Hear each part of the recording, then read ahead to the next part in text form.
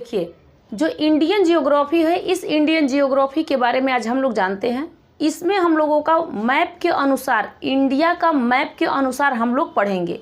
जो इंडिया का मैप पे बनाया गया है, इससे हम लोग अच्छे से समझेंगे कि इंडिया का जो विस्तार है कितना है, क्षेत्रफल कितना है, जलीय स्थलीय सीमा इसकी कितनी है, जो स्थलीय सीमा जो है ये कितनी है, या फिर ये जलीय सीमा इसकी कितनी है, कितने किलोमीटर दूर है, मतलब कितने किलो में साझा करता है, इसके बारे में आज हम लोग जानेंगे। देखिए, चाहे 12th का बच्चा हो या फिर ऑल स्टूडेंट के लिए ये ज़रूरी है कि जो सभी लोग इसे पढ़ सके। तो इसके लिए आप लोग बहुत ध्यान से इस वीडियो को देखना, जिससे आप लोग को समझ में आ जाए कि कौन सा क्या है। और मैप आपके माइंड में होना चाहिए कि कौन सा राज्य किस जगह पे है। अब 12th क्लास के आप बच्चे हो या फिर आप कोई भी 6th क्लास का भी बच्चे के लिए ऐसा दे दिया जाता है, 6 हो 7 हो 8। और ये चीज़ आप लोग ध्यान में रखना कि जब भी आपको कहा जाता है कि भैया आप बीपीएससी करिए, मतलब आप पीसीएस की तैयारी करिए, एमपीपीसीएस की तैयारी करिए, किसी चीज़ की तैयारी करने के लिए, किसी भी स्टेट लेवल के लिए अगर तैयारी आप करते हो, तो उसके लिए आपको कहा जाता है कि आप 6 क्लास से लेके 12th क्लास का आप जियोग्राफी वाला बुक्स एनसीईआरटी का पढ़िए, या फिर किसी भी कोई हिस्ट्री हो इसके विषय में, चाहे किसी के विषय में कहा जाता है कि बाबू आप लोग क्या करिए कि पहले पढ़िए आप 6 क्लास का एनसीईआरटी।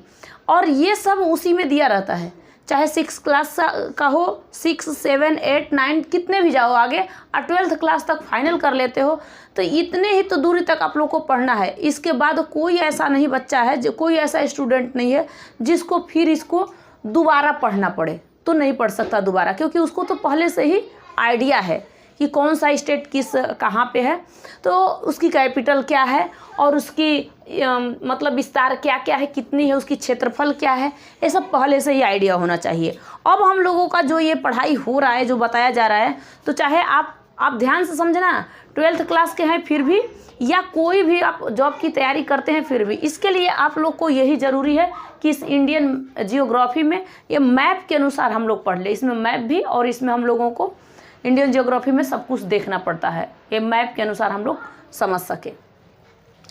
जो भारत का विस्तार है, इसके बारे में हम लोग जानेंगे कि भारत का विस्तार कहाँ से लेकर कहाँ तक है, और भारत का विस्तार के बारे में समझना आप लोग के लिए ज़रूरी है।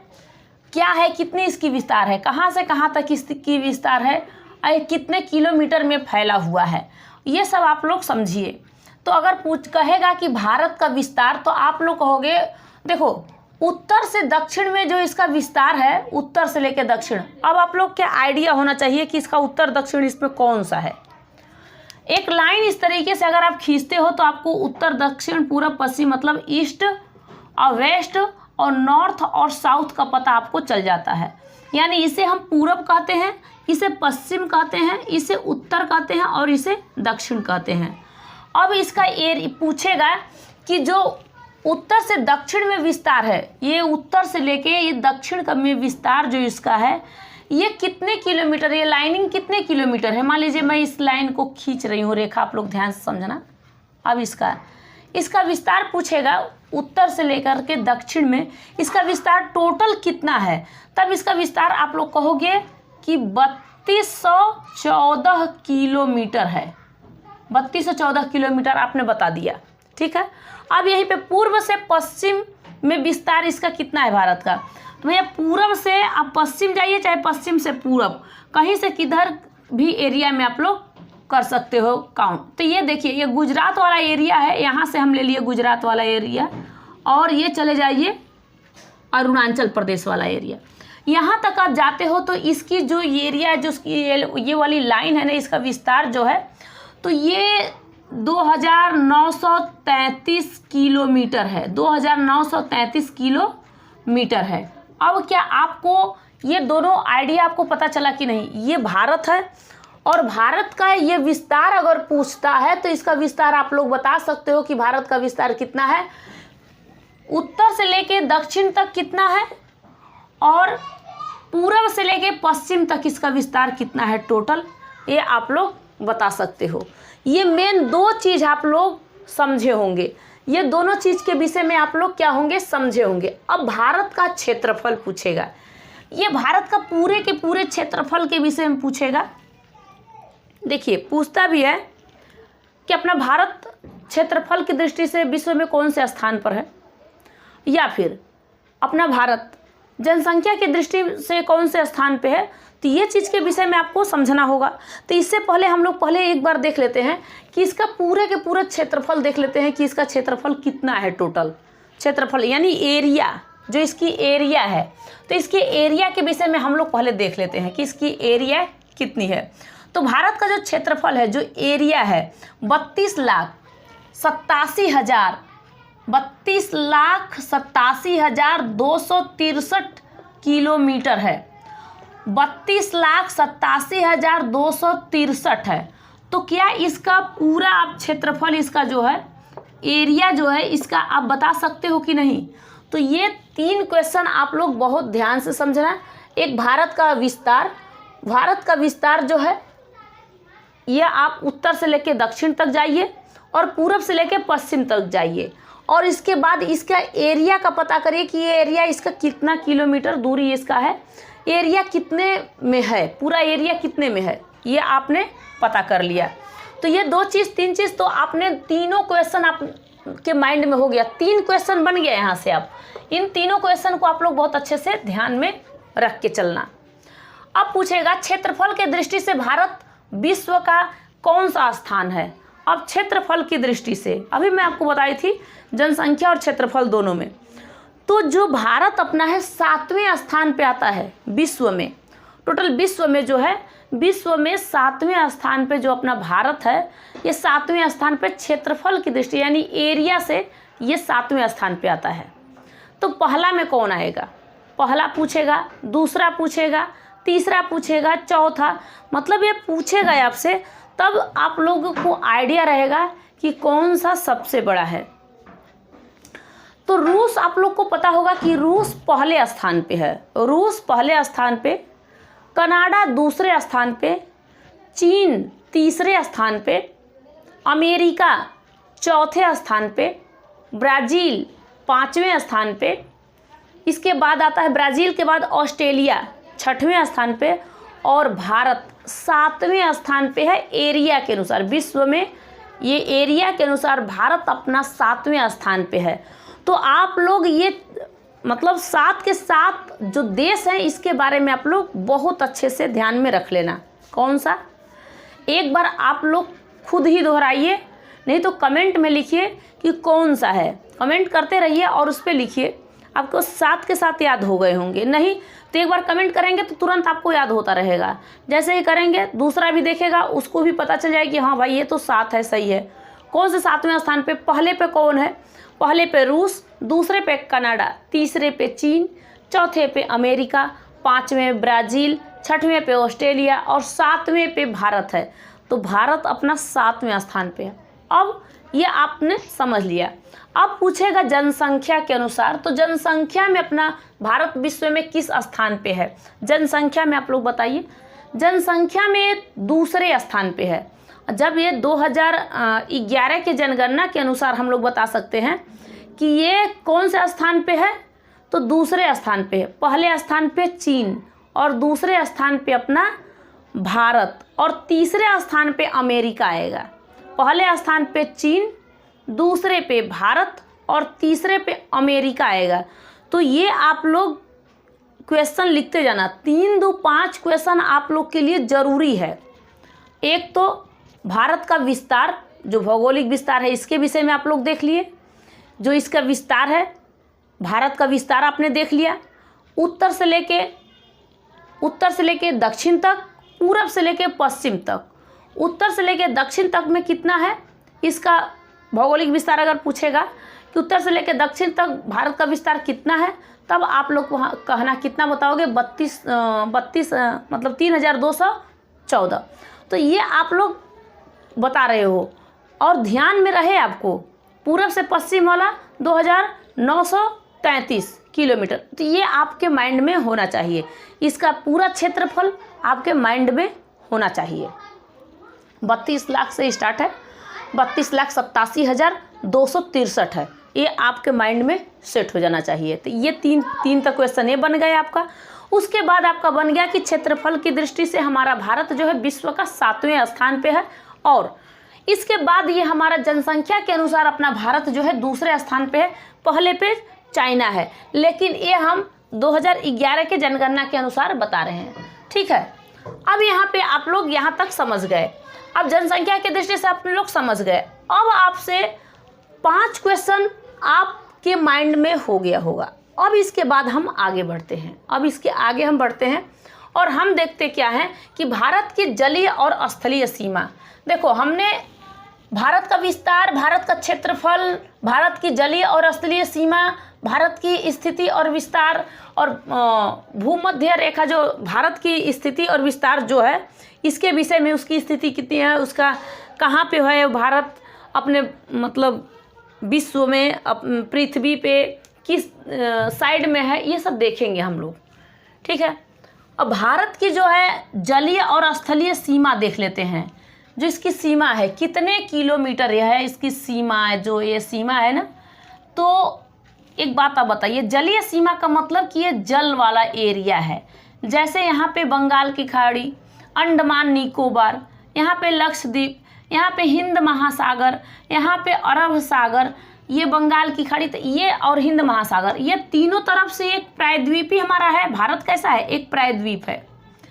तो ये तीनों तरफ से घिरा हुआ है। अगर इसी में पूछेगा कि कितनी दूरी तक ये भारत की सीमा जलीय सीमा से लगी हुई, जलों से लगी हुई है, घिरी हुई है, तब आप लोगों को आइडिया होगा, तभी आप बताओगे कि कौन सा राज्य है इससे लगा हुआ है और कौन सा राज्य इसमें, मतलब कि इसका स्थलीय और जलीय दोनों आप लोग देख लेना। ठीक है, अब इसको मैं बता रही हूँ आपको। तो इसका अगर स्थलीय सीमा पूछेगा तो कितने किलोमीटर दूरी में है स्थलीय सीमा। देखो, गुजरात से लेके इधर आप लोग यहाँ तक आइए, यहाँ तक आपका जो अरुणाचल प्रदेश है यहाँ तक आइए। तो यहाँ तक लेकर के 1502 मतलब कि 1500 कितना होता है, इसको कितना कहेंगे हम, 15,200 किलोमीटर। कितनी है इसकी, 15,200 किलोमीटर इसकी इस स्थलीय सीमा है। और इसका अगर जलीय सीमा कहेगा तो 6100 किलोमीटर है। ये दो आप लोगों को समझ में आ गया कि नहीं आ गया। यहाँ पे थोड़ा सा लिखने में यहाँ पे प्रॉब्लम हो गया था, इसलिए मैं यहाँ पे दिक्कत में आ गई थी। यहाँ पे 1500 है, आप लोगों को भी दिखाई नहीं दे रहा होगा, लेकिन थोड़ा सा लिख देते हैं 15,200। यहाँ पे 6100 है, तो ये आपका ज़्यादा हो गया और ये वाला क्या कम हो गया। ठीक है, 15,200 है।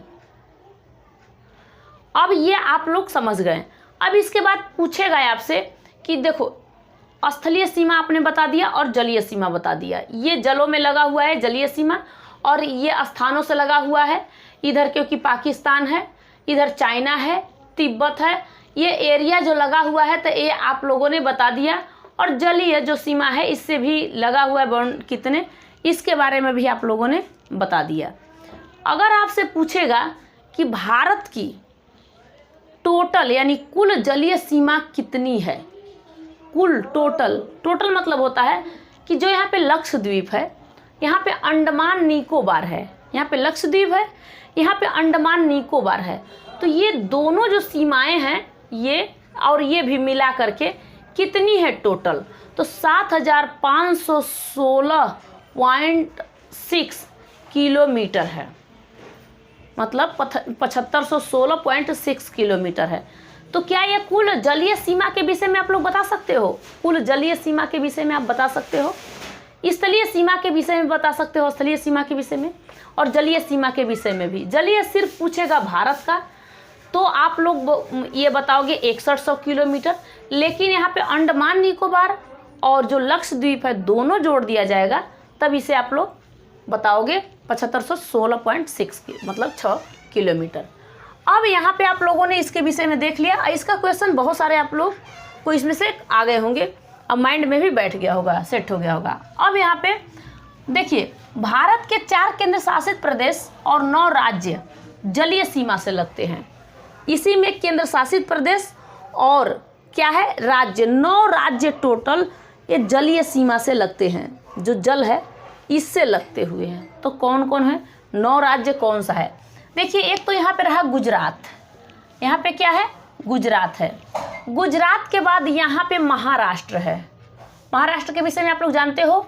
फिर गोवा है, कर्नाटक है, यहाँ पे कर्नाटक है। और उसके बाद केरल, यहाँ पे क्या है केरल, के से क से ध्यान में रखना ये, और यहाँ से केरल, कर्नाटक केरल, और यहाँ पे है तमिलनाडु, ये भी तो जलीय सीमा से लगी हुई है तमिलनाडु।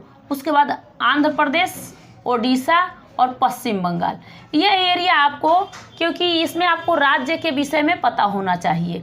तो ये 9 के 9 राज्य क्या हैं, ये जलीय सीमा से लगे हुए हैं। लेकिन अगर पूछेगा कि केंद्र शासित प्रदेश कितने लगते हैं, तो 4 लगते हैं। टोटल कितने, 4। क्या है, एक तो अंडमान निकोबार इधर साइड में है, अंडमान निकोबार है, और इधर साइड में लक्षद्वीप है, यहाँ पुदुचेरी है, यहाँ पे दमन दीव है। तो ये आप लोगों को पता चला क्या क्या चीज़। एक तो पता चला आपको कि जो जलीय सीमा है उससे कितने राज्य लगते हैं, 9। कितने राज्य लगते हैं, 9। और कितने केंद्र शासित प्रदेश लगते हैं, तो 4। तो 4 कौन है, अंडमान निकोबार और लक्षद्वीप, दमन द्वीप और यहाँ पे पुदुचेरी। 4 तो ये लग गए, और 4 तो ऊपर है जो जम्मू कश्मीर, लद्दाख, दिल्ली, चंडीगढ़, ये वो अलग हैं, मतलब वो स्थलीय सीमा में है, जलीय सीमा में नहीं। लेकिन जलीय सीमा में जो पूछेगा उसके विषय में आप बता सकते हो।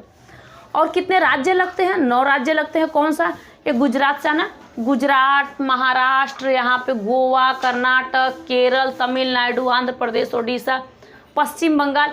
ये आपके माइंड में सेट हो जाना चाहिए पूरा कि ये स्थलीय सीमा से 9 राज्य लगते हैं और 4 केंद्र शासित प्रदेश से लगते हुए हैं। ठीक है, तो यहाँ आप लोग पूरा कंप्लीट हुआ, समझ में आया कि नहीं आया? तो ये समझ लिया आप लोगों ने। अब हम देखते हैं कि भारत की सबसे बड़ी जलीय सीमा वाला राज्य कौन सा है, सबसे बड़ी, क्योंकि वो जो जल में घिरा हुआ है ना, जैसे 9 राज्य हैं, 9 राज्य जलीय सीमा से लगते हैं।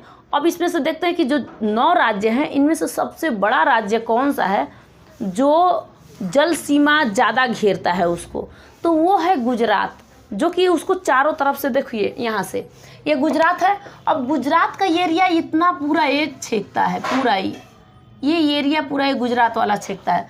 तो ये राज्य है जो कि जलीय सीमा सबसे ज़्यादा लगता है ये गुजरात में। ठीक है, ये क्या है गुजरात में। अब भारत की सबसे बड़ी अंतर्राष्ट्रीय स्थलीय सीमा लगती है, किससे लगती है, तो ये पूछेगा आपसे, तो ये बताना बंगाल जो है, सॉरी बांग्लादेश, ये वाला। अब यहाँ पे आप लोगों ने ये भी बंगाल वाला भी, और इसके बारे में भी आप लोगों ने दोनों को देख लिया। अब हम जानते क्या हैं, भारत की स्थिति और विस्तार के विषय में हम लोग समझेंगे। देखिए, जो भूमध्य रेखा के समांतर खींची गई काल्पनिक रेखा, उसे हम अक्षांश रेखा कहते हैं। काल्पनिक रेखाओं को हम लोग अक्षांश रेखा कहते हैं। अब ये क्या है, अब ये पूछेगा कि भारत किस गोलार्ध में है, भारत अपना किस गोलार्ध में है। तब आप लोग कहोगे कि किस गोलार्ध में है, उत्तरी गोलार्ध में है। और किस देशांतर में है, तो पूर्वी देशांतर में है। तो यही तो पूछता है कि देशांतर, और यहाँ पे पूछेगा आपसे अक्षांश। ये रेखाएं हैं, मान लीजिए देखिए, ये अपने अर्थ है, ये क्या है, अर्थ है। इसी अर्थ में यहीं पे हमारा भारत है। अब कहाँ पे भारत है ये आप लोग को समझना होगा। तो पहले हम देख लेते हैं कि भूमध्य रेखा क्या है। भूमध्य रेखा के समांतर खींची गई काल्पनिक रेखा, भूमध्य रेखा हम लोग, या फिर हम लैटिट्यूड कहते हैं इसे। ये जो रेखा है ना, ये अक्षांश रेखा है, इसे हम भूमध्य रेखा कहते हैं। क्या कहते हैं, भूमध्य रेखा कहते हैं। और इसका काल्पनिक रेखाओं को हम लोग अक्षांश भी कहते हैं। क्या कहते हैं, अक्षांश, जिसे हम लैटिट्यूड कहते हैं। तो जो इस तरीके से लेटी हुई लाइन है ना, इसे ही हम लैटिट्यूड कहते हैं। ठीक है। ये इस तरीके से जो लेटी हुई लाइन है, इसे ही हम क्या कहते हैं, लैटिट्यूड कहते हैं। ठीक, समझ में आ रहा है आपको? ठीक है। अब हम देखते हैं कि उत्तरी ध्रुव और दक्षिणी ध्रुव को मिलाने वाली काल्पनिक रेखा को हम क्या कहते हैं। ये उत्तरी ध्रुव है और ये दक्षिणी ध्रुव है। अब इस उत्तरी ध्रुव और दक्षिणी ध्रुव को वैज्ञानिकों ने यहाँ पे लाइन खींच के देखा कि इस लाइन को, इसे क्या नाम दिया गया, तो इस लाइन का नाम दिया गया देशांतर रेखा, जिसे लॉन्गिट्यूड कहते हैं। यहाँ पे लैटिट्यूड आपने देखा, यहाँ पे लॉन्गिट्यूड देख लिया आपने। तो देखिए, पहले तो अगर मैं इस लाइन को अगर न खींचूं, इस लाइन को न खींचूं, चलिए मैं इस लाइन को न खींचती हूँ, ये नीचे वाला इस लाइन को हटा देती हूँ। ठीक है, सॉरी। अब बताइए अपना भारत किस साइड में है। तो अपना भारत इधर है कि नहीं है? अपना भारत इस साइड में है। हाँ, आप कहोगे कि ठीक है, ये इस साइड में अपना भारत है, यहाँ पे अपना भारत है। और इधर साइड क्या है? अगर मैं कहूँ कि इधर साइड उत्तर है कि नहीं है, तो ये उत्तरी गोलार्ध है। आधा आधा अगर हम काट दिए तो देखिए लाइन मैं खींच रखी हूँ, तो आधा आधा कट गया, इसे उत्तरी गोलार्ध कहते हैं और इसे दक्षिणी गोलार्ध कहते हैं। तो इस उत्तरी गोलार्ध में अपना भारत है। उत्तरी गोलार्ध में क्या है? अपना भारत है। ठीक है, और पूर्वी देशांतर में है। अब अगर कहा जाए देशांतर रेखा, क्या ये इस भूमध्य रेखा के पास है? ऊपर है उसके। लेकिन यहाँ पे जो हम लोग लैटिट्यूड है ये है, लेकिन हम लोग कहेंगे इसे, जो ये देखिए ये लाइन आ रही है, इसे हम लोग क्या कहते हैं? इसे हम देशांतर। तो ये पूरब के साइड वाला जो पूरब है, अब इसे हम पूरब ही मानते हैं। पूरे को अगर हम कहें तो पूरब। अब देखिए, अब इसे मैं हटा देती हूँ, ये आधा आधा इसको काट दिया, तो इसे हम क्या कहेंगे? पूरब कहेंगे कि ना। इसे इस लाइन काट दिया तो ये लाइन बचा हुआ है।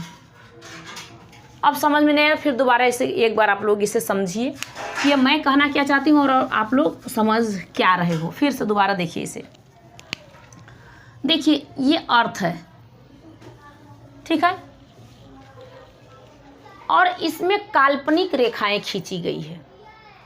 इस काल्पनिक रेखा से पता चलता है कि हमारा भारत किस साइड और किस रेखा और किस गोलार्ध में है हमारा भारत। तब हम लोग कहेंगे कि हमारा भारत किस गोलार्ध में है। तो अगर गोलार्ध का नाम लिया जाए तो इस लाइन को अगर हम खींच देते हैं तो हमारी पृथ्वी आधे आध में बट गई, तो इसे हम कहेंगे उत्तरी गोलार्ध। इसे हम क्या कहेंगे? उत्तरी गोलार्ध। इसे कहेंगे हम लोग दक्षिणी गोलार्ध। क्या अपना भारत दक्षिणी गोलार्ध में है? ना, दक्षिणी गोलार्ध में नहीं है। तो अपना भारत है किस गोलार्ध में? तो ये उत्तरी गोलार्ध में है। जो अपना भारत है, ये छोटा सा प्यारा हमारा जो भारत है, ये भारत हमारा किस गोलार्ध में है? देखिए बना ही नहीं अच्छा से।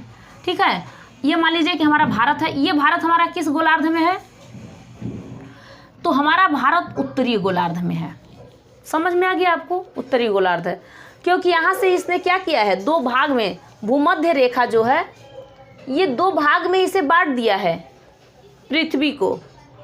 लेकिन पूछेगा आपसे कि अब जो है, अब यही कहता है कि पृथ्वी के पूर्वी देशांतर में स्थित ये अपना भारत है। क्या ये सही है? भारत हमारा उत्तरी गोलार्ध में है, ठीक है, और पूर्वी देशांतर में स्थित है। पूर्वी देशांतर में स्थित है, क्या सही है? देखते हैं एक बार। अब हम, क्योंकि यहाँ से ध्रुवों से लाइन खींचा गया है, एक तरफ ये ध्रुव जो है एक उत्तरीय ध्रुव है और उत्तरी ध्रुव है, यहाँ पे दक्षिणी ध्रुव है। यहाँ पे तो पूर्व पश्चिम वाला हमने देख ही लिया, भूमध्य वाला, ये उत्तर ही है। अब यहाँ से लाइन खींचा गया है, ये लिया के उत्तरी ध्रुव से दक्षिणी ध्रुव में मिला दिया गया है। ये भी एक काल्पनिक रेखा खींचा गया है, ठीक है। अब ये काल्पनिक रेखा एक तो नहीं है। आज आप बताइए ये किस साइड में चला गया? ये पूरब है कि नहीं, ये पश्चिम है कि नहीं, पहले भी बताई हूँ। किस एरिया को हम ईस्ट, वेस्ट, नॉर्थ और साउथ कहते हैं। तो ये पूरब है कि नहीं, तो पूरब के साइड में अपना भारत है। तो भारत उत्तरी गोलार्ध और पूर्वी देशांतर में स्थित है।